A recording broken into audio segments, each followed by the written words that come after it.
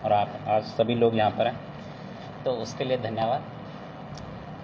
आज जो हमने ये प्रेस कॉन्फ्रेंस बुलाई है, ये आप सबको एक संदेश देने के लिए बुलाई है, जो संदेश आप आगे कम्युनिटी में पहुँचा सकें। तो मैं बताना चाहूँगा कि हमारे ऑनरेबल हेल्थ मिनिस्टर हैं आरती राव जी, उन्होंने 12 अगस्त 2025 से 2 महीने के लिए एक इंटेंसिफाइड आईईसी कैंपेन की शुरुआत की। इसको साधारण शब्दों में कहें तो एक तरीके से लोगों को सूचना देना और लोगों को जागरूक करने की एक मुहिम चलाई है HIV एड्स बीमारी से संबंधित। तो इसमें बहुत सारी अलग अलग एक्टिविटीज़ होनी है, लेकिन सबसे ज़रूरी जो साथ है, मैं मानता हूँ कि आप लोगों का है। आप लोग हमारे साथ हैं तो पूरी कम्युनिटी हमारे साथ है। इसमें मैं आपको बताना चाहूँगा कि HIV एक ऐसी बीमारी है जो एक वायरस के द्वारा होती है। HIV फैलने के 2 प्रमुख कारण हैं।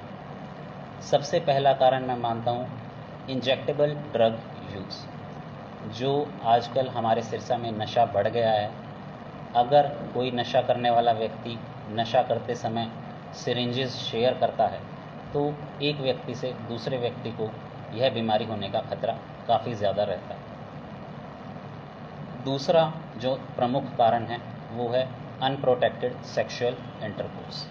साधारण शब्दों में कहें तो एक ऐसे व्यक्ति के साथ संभोग करना जिसे HIV है, बिना कंडोम का प्रयोग किए या बिना किसी भी तरह की प्रोटेक्शन का इस्तेमाल किए, यह भी एक HIV फैलने का प्रमुख कारण। एक और जो मैं प्रमुख कारण आपको बताऊं वो है HIV के बारे में लोगों में जागरूकता ना होना, या लोगों को इस बीमारी के कारण जो लोग एक दूसरे से भेदभाव करते हैं उस भेदभाव का होना। होता क्या है, मान लीजिए किसी एक पर्सन को ये बीमारी है, HIV बीमारी है, अगर कम्युनिटी उससे इस बीमारी के होने के कारण भेदभाव करती है तो वह अपनी बीमारी छुपाएगा। दूसरा, हो सकता है उसे इस बीमारी के लक्षण आने लगे और डॉक्टर उसे इस टेस्ट की सलाह भी दें कि आप ये टेस्ट करवा लीजिए, आपको ये बीमारी होने का लक्षण आ रहे हैं, बीमारी होने का चांस है, परंतु फिर भी संकोच में आके कि अगर मैंने टेस्ट करवाया और अगर मुझे ये बीमारी पकड़ी गई तो कम्युनिटी मेरा बाइकआउट कर देगी या मुझसे भेदभाव करेगी, इसके कारण कोई भी मरीज इस टेस्ट को करने से कतराते हैं या कम इच्छा रखते हैं कि ये टेस्ट उनका हो।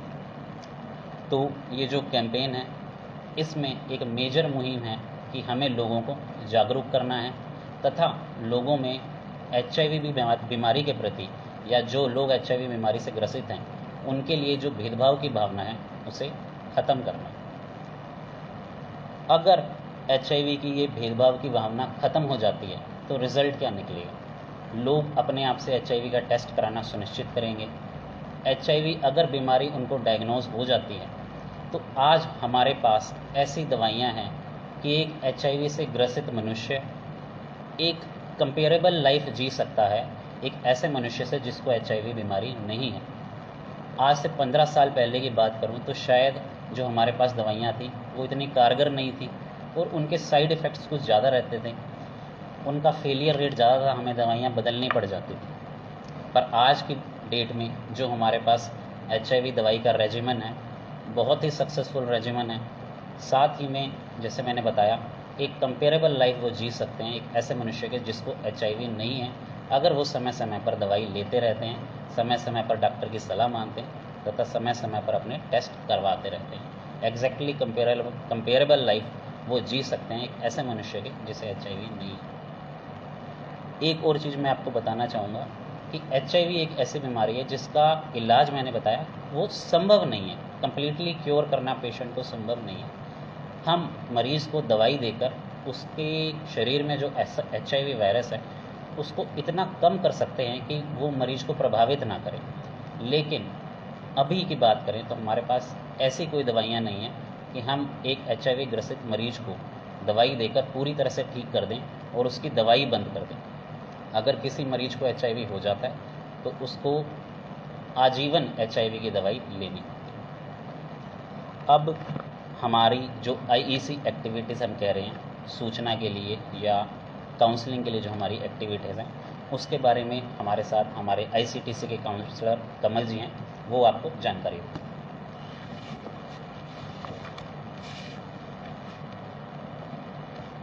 सबसे पहले तो आप सभी मीडिया बंधुओं का बहुत बहुत धन्यवाद, जो आपने इतने महत्वपूर्ण विषय के लिए कवर करने के लिए आप सभी यहाँ उपस्थित हुए। आप सभी का बहुत बहुत आभार, धन्यवाद। जैसे कि सर ने आपको बताया कि हमारे स्वास्थ्य मंत्री माननीय सुश्री आरती राव जी ने 12 अगस्त को इंटरनेशनल यूथ डे के ऊपर पंचकुला के अंदर इस आईसीसी कैंपेन की शुरुआत की गई थी, जो 12 अगस्त से लेकर 10 अक्टूबर तक चलेगा।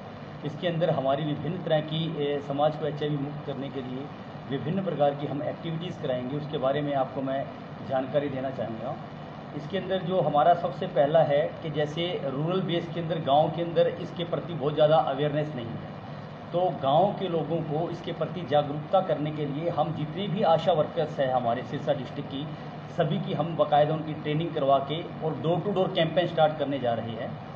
डोर टू डोर कैंपेन के अंदर वहाँ के सरपंचिस को हम इन्वॉल्व करेंगे, जो गांव के अंदर एचआईवी के बारे में लोगों को अवेयर करेंगे, क्योंकि आज भी जो रूरल ग्रामीण क्षेत्र में अंचल में हम देखते हैं एचआईवी अगर किसी के हो जाता है तो उसे वो कहते हैं जी एचआईवी हो गया तो फिर क्या हो गया। तो उनको इसकी एचआईवी की भयावता का पता नहीं है कि एचआईवी क्या चीज़ है। अगर एचआईवी उनके शरीर में प्रवेश कर जाता है तो उसको मतलब भविष्य के अंदर उनके शरीर कमज़ोर हो जाएगा और कई तरह के अवसरवादी रोग उनके शरीर में घर कर जाएंगे। जैसे सर ने पहले ही बताया कि इसका पूरी दुनिया में कहीं कोई इलाज नहीं है, इसे बढ़ने से रोका जा सकता है। ये हम कब रोक सकते हैं कि जितनी ज़्यादा हमारे ग्रामीण अंचल के युवा और जितने भी हमारे लोग हैं इसके प्रति जागरूक होंगे, तभी हम आगे इससे बढ़ने से रोक सकते हैं। सर ने इसके लक्षण भी बताए, रीज़न बताए। जैसे सबसे पहला इंजेक्ट ड्रग यूजर, हमारे सिरसा शहर के अंदर जैसे कई युवा है जो नशे का इंजेक्ट करते हैं, एक ही सुई सिरिंज का इस्तेमाल करते हैं, जिससे हेपेटाइटिस बी, हेपेटाइटिस सी और एचआईवी होने के लाइलाज बीमारियां हैं, तीनों ही इनके होने का खतरा रहता है। दूसरा इसका है अनप्रोटेक्टेड सेक्स से, असुरक्षित यौन संबंध से ये फैलता है। तीसरा इसका है माँ से होने वाले बच्चे से, अगर कोई संक्रमित महिला है अगर टाइम से अपनी ART की मेडिसिन नहीं लेती तो भी वो उसका बच्चा एचआईवी संक्रमित हो सकता है। और चौथा इसका रीज़न होता है संक्रमित ब्लड प्रोडक्ट के चढ़ने से। कोई भी संक्रमित ब्लड अगर एचआईवी संक्रमित व्यक्ति का किसी के चढ़ जाए बगैर टेस्टिंग किया हुआ तो उससे भी एचआईवी होने के चांस रहते हैं। तो हमारा पहला तो है आशा के थ्रू पूरे गांव के अंदर डोर टू डोर सर्वे करवाना, डोर टू डोर इसके प्रति जागरूकता फैलाना। दूसरा हमारा जो कैंपेन है, हर एक ज़िले के अंदर एक यूनिवर्सिटीज़ होती है, पूरे हरियाणा प्रदेश के अंदर जितनी भी यूनिवर्सिटीज़ है उस यूनिवर्सिटी के अंदर एनएसएस कैंप होते हैं। हर एक यूनिवर्सिटी के अंदर एनएसएस कैंप के पास 4 या 5 गांव एडॉप्ट की होती है, जहां वो जागरूकता समय समय पर जागरूकता एक्टिविटी करवाते हैं। मेरी वीसी सर से अभी बात हो चुकी है, तो भविष्य के अंदर अभी इसी हफ्ते के अंदर हम वो डोर टू डोर कैंपेन भी स्टार्ट करवाने जा रहे हैं। जो भी हमारे CDLU के जो 5 या 6 गाँव हैं, जो भी एनएसएस के हमारे बच्चे हैं, उनके साथ हम डोर टू डोर कैंपेन करेंगे, रैलियां निकालेंगे, वहाँ सरपंच को इन्वॉल्व करेंगे। तो दूसरी हमारी एक्टिविटी ये है। तीसरी हमारी जो एक्टिविटी है वो जैसे HIV एड्स से ग्रसित कोई महिला होती है, आपने देखा होगा गांव के अंदर, तो होता क्या है पुरुष HIV संक्रमित होता है और महिला, पुरुष से महिला भी HIV संक्रमित हो जाती है और उस महिला के साथ भेदभाव किया जाता है। तो उसे कहा जाता है कि तू गलत बीमारी लेके आ गई, उसके साथ स्टिग्मा और डिस्क्रिमिनेशन किया जाता है, लांछन लगाया जाता है उसके ऊपर। तो लोगों को इस बारे में अवेयर नहीं है। लोग अगर किसी के साथ किसी तरह की कोई घरेलू हिंसा होती है, कोई भी HIV संक्रमित महिला है या कोई पुरुष भी है, अगर कार्य दिवस के दौरान अगर जॉब के ऊपर जाता है और वो HIV संक्रमित है और कोई उससे भेदभाव भी करता है, तो सरकार का एक HIV एड्स 2017 कंट्रोल एक्ट है, इसके बारे में भी हम लोगों को अवेयर करेंगे कि अगर किसी के साथ भी अगर कोई घरेलू हिंसा होती है या किसी के पास ड्यूटी के दौरान किसी तरह का कोई भेदभाव किया जाता है, तो उसके लिए सरकार ने DLS से, डिस्ट्रिक्ट लीगल सेल अथॉरिटी के अंदर एक एडवोकेट है। अगर ऐसा किसी के साथ कोई डिस्क्रिमिनेशन होता है तो वहाँ अपनी कंप्लेंट दर्ज करा सकता है। ये भी हम इस कैंपेन के तहत लोगों को जागरूक करेंगे, तो लोगों को पता नहीं। इसके अलावा हमारे सिरसा शहर के अंदर 23 कॉलेज है सर। 23 कॉलेज के अंदर 16 एजुकेशन कॉलेज है और 7 ITIs है। इसके अंदर पिछले जो डेढ़ दशक देखा गया है, उसके अंदर देखा गया है जो सबसे ज़्यादा HIV संक्रमण के वो मामले हैं वो किशोरावस्था में आते हैं, जिनकी उम्र 18 से 25 साल की उम्र की युवा होते हैं। तो सरकार का हमारा टारगेट है युवाओं को इसके बारे में ज़्यादा से ज़्यादा जागरूकता हो। तो हम हमारे जितनी भी 23 कॉलेजेस हैं उनके अंदर हम समय समय पर कई तरह की गतिविधियां करवाते हैं। पोस्टर मेकिंग हो गया, नेल आर्ट हो गया। अभी मेरी 20 सितंबर को JCD के अंदर हम एक रेड रन मैराथन करवा रही है। अभी मेरी परसों ही सर से बात हुई है डॉक्टर जयप्रकाश जी से, तो उन्होंने कहा आप करवा सकते हो। उसके अंदर सिरसा शहर के जितने भी कॉलेजेस होंगे रेड रिबन क्लब्स के, वो वहाँ पार्टिसिपेट करेंगे और जो भी वहाँ में होगा उसके अंदर HIV के प्रति हम ज़्यादा से ज़्यादा लोगों को उस मैराथन के तहत अवेयर करेंगे। और इसके साथ साथ हमारे डिफरेंट गवर्नमेंट डिपार्टमेंट्स हैं, जैसे मेरा 3 दिन पहले DLSA के अंदर प्रोग्राम था अधिवक्ताओं के साथ, उन्हें HIV के बारे में हमने जानकारी दी। परसों मेरा बस स्टैंड के अंदर था, उससे पहले मेरा डी एडिक्शन सेंटर में था। तो जितनी भी डिफरेंट डिपार्टमेंट से हमारे पास लिस्ट आई हुई है, उनके जो कर्मचारीज हैं उनको भी हम ज़्यादा से ज़्यादा इस अभियान के तहत मोटिवेट कर रहे हैं।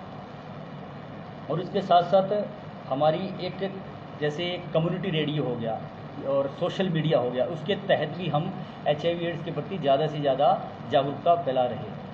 तो आप सभी को यहाँ बुलाने का यही मोटिव था कि हम हमारी तरफ से तो लोगों के अंदर HIV के प्रति जागरूकता फैलाने का पूरा प्रयास कर रहे हैं, लेकिन अगर आप अपने मीडिया के अंदर हमारे इस अभियान को अगर जगह देंगे तो हमारा ये जो अभियान है वो और भी प्रभावी तरीके से लागू हो सकता है। और हम भविष्य के अंदर ये आशा करेंगे कि सिरसा शहर HIV एड्स से और STI से ज़्यादा से ज़्यादा लोगों को अवेयर हो और आगे भविष्य में ना फैले। तो आप सभी का आज की इस कॉन्फ्रेंस में, हाँ एक चीज़ और मैं और बता देना चाहता हूँ आपको कि जैसे HIV एड्स की हमारी कई मेरे से जर्नलिस्ट पूछते हैं कि आपने कितनी मतलब पेंशन भी आती है इसकी, कई का सवाल होता है कि पेंशन दे दी नहीं दे दी। और तो हमने आपको बताना चाहूँगा कि हमारे जितने भी हमारे पास आती है डॉक्यूमेंट्स आती हैं उसका कुछ क्राइटेरिया होता है पेंशन का। सरकार की एक स्कीम है पेंशन की, कोई भी HIV संक्रमित महिला या पुरुष है तो उसे 3 या 4 डॉक्यूमेंट्स होते हैं, अगर वो जमा करवाता है तो उसके खाते के अंदर सरकार 2250 रुपये पेंशन के तौर पर देती है उसके भरण पोषण हेतु।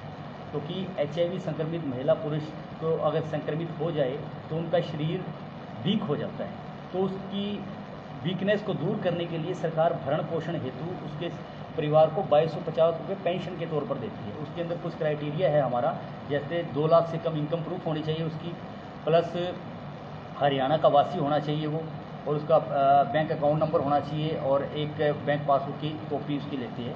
ये 4 या 5 डॉक्यूमेंट हम लेते हैं, उसके बाद उसकी खाते में हम पेंशन स्थानांतरित कर देते हैं। डॉक्टर साहब आपने कारण तो बताए हैं, लेकिन किसी आम नागरिक को कैसे पता चले कि उसके HIV इसके लक्षण में बता, हाँ ये आपका बहुत अच्छा सवाल था कि हमें कैसे पता चले किसी व्यक्ति के अंदर कोई HIV संक्रमित है, हम कैसे आइडेंटिफाई करें।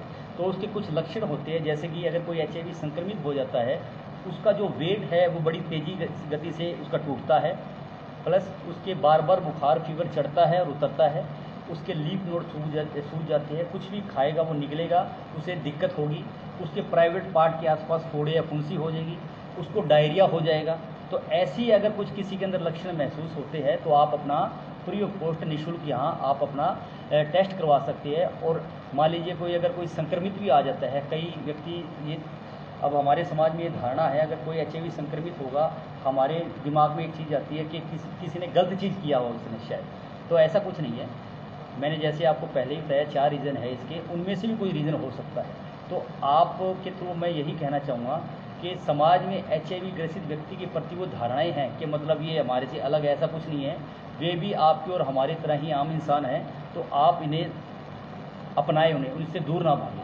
अगर कोई संक्रमित भी है तो आप यहाँ आके उनकी काउंसलिंग ले सकती है, उनकी मेडिसिन स्टार्ट कर सकती है। काउंसलिंग पूरी तरह गोपनीय रहती है, हम उसका स्टेटस आगे किसी से भी डिस्कस नहीं करते। आपने 4 कारण बताए डॉक्टर साहब। एक कारण और हमारे सामने आया था करनाल के अंदर, एक आर्मी से रिटायर्ड पर्सन थे, हाँ जी, और उनकी फैमिली भी अच्छी सेटअप थे, बेटा इंस्पेक्टर था, तो उनको गांव में किसी दौलत साहब डॉक्टर ने इंजेक्शन लगा दिया। तो वही उन्होंने पहले बताया ना कि उसका कारण नहीं इंजेक्टेबल पता से चला, उनको कारण नहीं पता चला काफ़ी टाइम बाद, लेकिन वो बताने में भी बोल रहे थे कि मेरे को प्रॉब्लम है। तो काफ़ी टाइम बाद उनका जब 6 महीने बाद उससे टेस्ट करा तब पता चला। तो ये भी एक समस्या होती है। वो है कि सेम इंजेक्शन ना यूज हो गया हो ना, इस वजह से भी तो हो सकता है, क्योंकि पहले जो आरएमपी डॉक्टर्स होते थे वो एक ही इंजेक्शन बारी बारी यूज कर लेते थे, बट अब हम क्या करते हैं कि एक इंजेक्शन एक ही पर्सन को यूज होगा और उसको प्रॉपर प्रोसीजर के साथ डिस्कार्ड किया जाएगा, कि सेम इंजेक्शन दूसरे पेशेंट को नहीं यूज होगा। इसकी मैं आपको एक बात बताना चाहूँगा। चोपटा से मेरे पास एक कपल आया, लड़की की उम्र थी 24 साल, लड़की की उम्र थी 22 साल, और वो जब मेरे पास काउंसलिंग के लिए आए, उनकी आंखें सूजी हुई थी और दोनों आगे रोने लगे कि जी हमें एड्स हो गया। तो हमारे समाज के अंदर ये गलत धारणाएं हैं कि एड्स हो जाता है तो आदमी की लाइफ ख़त्म हो जाती है, लेकिन मैं आपके मीडिया के माध्यम से आपको बताना चाहूँगा, HIV और एड्स दोनों अलग अलग चीज़ें हैं, लोगों को ये क्लियर नहीं है। HIV एक वायरस है जो हमारे शरीर की प्राकृतिक रोधक प्रतिरोधक क्षमता को कम करता है, जिससे हमारा शरीर वीक हो जाता है, और वीक होने के बाद कई तरह के अवसरवादी रोग है, TB है, निमोनिया है, डायरिया है, 3 या 4 बीमारियां हमारे शरीर में आ जाती है, बंच ऑफ डिजीज़, उसे एड्स बोलते हैं, acquired amino deficiency syndrome. HIV एक वायरस है, अगर वायरस की मात्रा अगर शरीर में ज़्यादा हो जाती है तब एड्स बनता है वो, ना कि HIV एड्स है।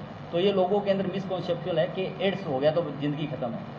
HIV कोई गंभीर बीमारी नहीं है, अगर वो टाइम टू टाइम मेडिसिन ले, ART की मेडिसिन ले, जैसे मैंने पहले बताया पूरी दुनिया में कहीं कोई इलाज नहीं है, सिर्फ ART की मेडिसिन लेके वो लंबा जीवन जी सकता है। और ART 3 चीज़ों पर निर्भर है सर, जहाँ HIV पेशेंट की मेडिसिन चलती है 3 चीज़ों पर निर्भर है। सबसे पहले ART कहती है आप टाइम टू टाइम मेडिसिन खाएँ, दूसरा ART कहती है कि आप अपनी न्यूट्रिशन का ध्यान रखें, डाइट खाएँ, तीसरा ART कहती है कि आप एक्सरसाइज करें ताकि आपकी इम्यूनिटी बनी रहे।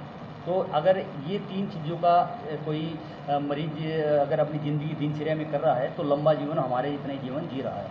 हमारे पास यहाँ ऐसे ऐसे पेशेंट है सर 15 से 20 साल तक ले रहे दवाई, कोई दिक्कत ही नहीं है। मेन इसमें है आप अपनी इम्यूनिटी बना के रखें, जैसे ही आपकी इम्यूनिटी लो होगी कई तरह के रोग आपके अंदर आ जाएंगे और वो एड्स बनने का चांस रहता है उसमें। ये क्या स्वास्थ्य विभाग द्वारा कोई ऐसा नंबर भी जारी किया गया है जिससे वो कोई किसी को लक्षण लगता है तो वो जानकारी दे सके? एक नंबर है 1097 है नंबर, जिसमें हम कोई भी पेशेंट को अगर कोई भी पर्सनल बात भी करनी हो कि उसको हो गया वो किसी और से बात नहीं कर सकता तो इस नंबर पे वो कांटेक्ट कर सकता है, और उसका नंबर है 1097। और कोई किसी को कोई क्वेश्चन करना हो इससे रिलेटेड आप पूछ सकते हो। इस समय हमारे पास अराउंड 3600 पॉजिटिव पेशेंट है जो रजिस्टर्ड है। हाँ, इस टाइम सिरसा डिस्ट्रिक्ट में 3600 अराउंड पेशेंट्स रजिस्टर्ड हैं हमारे पास HIV ART डिपार्टमेंट में। और कोई क्वेश्चन, कोई क्वायरीज हो HIV से संबंधित कुछ भी? सर एक मैं आपने बहुत बढ़िया सवाल पूछा कि लोग कब मानने कि यार मुझे HIV हो सकता है और मुझे टेस्ट करवाना चाहिए। ये वाली जैसे इन्होंने बताया कि HIV के अपने आप से सिम्टम क्या आएंगे कि मुझे कमजोरी रहने लग जाएगी, मुझे बुखार रहने लग जाएगा। ये TB नहीं है कि खांसी आएगी मैं सोच लूँगा कि मुझे TB हो सकता है। कमजोरी रह रही है, बुखार रह रहा है और आपको बार बार बीमारियाँ हो रही हैं, दस्त रह रही हैं। अब दस्त को कोई ये भी मान सकता है कि यार मुझे तो दस्त है, मैं वैसे जा रहा हूँ डॉक्टर के पास, पर कोई ये नहीं सोचता कि यार मुझे बार बार दस्त हो रहे हैं, शायद HIV हो सकता है। तो आप ये ज़रूर लिखें कि हाँ HIV बीमारी में कमज़ोरी, अगर आपको कंटिन्यूस कमज़ोरी रह रही है, बुखार आ रहा है, दस्त आ रहे हैं, आप बार बार बीमार पड़ रहे हैं, तो आप अपना HIV का टेस्ट ज़रूर कराएं। ऐसा ना हो कि HIV बीमारी होने के कारण आपकी इम्यूनिटी कम हो गई है, इसलिए आपको बार बार ये बीमारियाँ लग रही हैं। तो ये बात बहुत ज़रूरी है। और जो मेडिसिन हम ले रहे हैं एक बार तो आप ठीक हो रहे हो, फिर उसके बाद दोबारा रीअकर हो रहा है, उसका रेकरेंस रेट ज़्यादा हो रहा है, उससे भी हो सकता है। इम्यूनिटी लो गई है इसलिए वो बार बार बीमार रहता है। तो ये बिल्कुल सही सवाल है कि हर बीमारी में हमें पता था बुखार आ रहा है या डेंगू हो सकता है, आम पब्लिक भी टेस्ट करवा लेते हैं, पर आम पब्लिक को ये नहीं पता कि HIV का टेस्ट कब कराओ। मेनली तो ये होता है जो बुखार आती है ना, बार बार बुखार उसके आता है, जो भी पेशेंट होता है ना, बार बार बुखार चढ़ेगा उतरेगा चढ़ेगा उतरेगा और उसका वेट है रिड्यूस होगा और बार बार सोने का मन करेगा उसका, मतलब शरीर थका रहेगा ना, इम्यूनिटी वीक होगी, ऑब्वियस है कमजोरी होगी और वो सोने का मन करेगा। तो आपके मीडिया के माध्यम से हम आपसे एक बार फिर से यही एक आग्रह करना चाहते हैं कि आप जो भी हमारा ये कैंपेन चल रहा है, मैं आपको जो भी हमारी एक्टिविटी होगी उसकी वीडियोस है, उसके इमेजेस है, आपको शेयर करता रहूँगा, प्रेस नोट भी भेजता रहूँगा। तो आपसे यही अनुरोध है कि ज़्यादा से ज़्यादा इस कैंपेन को आप अपने मीडिया के अंदर इसको जगह दें ताकि लोग ज़्यादा से ज़्यादा इसके प्रति अवेयर हो सकें।